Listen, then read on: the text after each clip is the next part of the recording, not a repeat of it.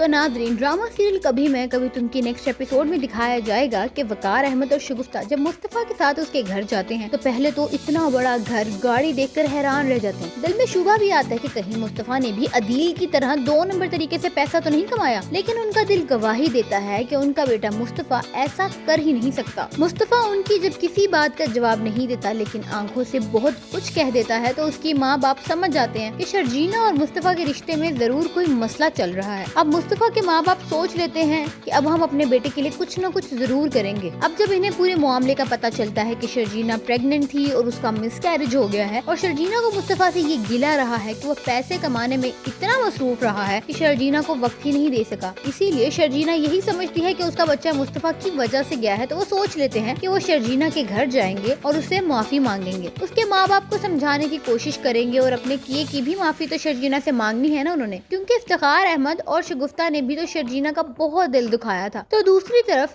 मुस्तफा जो सब कुछ हासिल कर लेने के बावजूद भी खुद को नामुकम्मल समझने लगा है, शर्जीना के जाने के बाद बिल्कुल तन्हा रह गया है और अब माँ बाप को जब अपने घर ले आता है तो थोड़ा सा सुकून महसूस करता है, लेकिन बहरहाल शर्जीना की जगह तो कोई नहीं ले सकता। शर्जीना के बगैर तो उसकी जिंदगी जैसे बिल्कुल अधूरी है। तो नाजरीन, आखिरी एपिसोड में मुस्तफा के साथ कुछ ऐसा हादसा भी पेश आएगा जिसके बाद शर्जीना को पूरा यकीन हो जाएगा कि मुस्तफा जो कुछ कर रहा था वो सिर्फ और सिर्फ शर्जीना के लिए उसकी मोहब्बत में कर रहा था और मुस्तफा को अपने बच्चे के खत्म होने का भी उतना ही दुख है जितना कि शर्जीना को है, क्योंकि वो नहीं चाहता था कि उसके आने वाला बच्चा भी वैसी ही जिंदगी गुजारे जैसी मुस्तफा गुजार रहा था और वो अपनी बीवी के लिए, उसके अच्छे मुस्तकबिल के लिए पूरी तरह से कोशिश कर रहा है। और अब शर्जीना के सास ससुर जब उसको मनाने के लिए उसके घर जाएंगे तो वो बहुत शर्मिंदा होंगे, लेकिन शर्जीना जो कि बहुत ही अच्छी नेचर की लड़की है, मुस्तफा के माँ बाप को एहसास तक नहीं होने देती कि उन लोगों ने उनके साथ कुछ किया भी था, लेकिन जब वो खुद अपनी गलती का एतराफ करते हुए शर्जीना से रोकर माफी मांगते हैं तो शर्जीना बड़ापन का मुजाहरा करते हुए उन दोनों को माफ कर देती है और फिर मुस्तफा के माँ बाप शर्जीना से कहते हैं कि बेटा हमारे साथ चलो। हमसे मुस्तफा की उदासी देखी नहीं जाती, वो तो जैसे बिल्कुल चुप होकर टूट के रह गया है। शर्जीना साथ जाने को तैयार तो हो जाती है लेकिन साफ कह देती है कि अगर मुस्तफा ने मेरे साथ फिर से वही सब कुछ किया तो इसके बाद मैं मुस्तफा को कभी माफ नहीं कर पाऊंगी। तो नाज़रीन, इस दफा मुस्तफा भी पहले से सोच चुका है कि ठीक है वो पैसे कमाएगा लेकिन शर्जीना को भी पूरा टाइम देगा, बल्कि अपने माँ बाप को भी वक्त देगा और घर आने के बाद ऑफिस का कोई काम नहीं करेगा। तो दूसरी तरफ नताशा की जब भरी महफिल में इतनी इंसल्ट की होती है उसने, तो वो खुद को खत्म करने की कोशिश करती है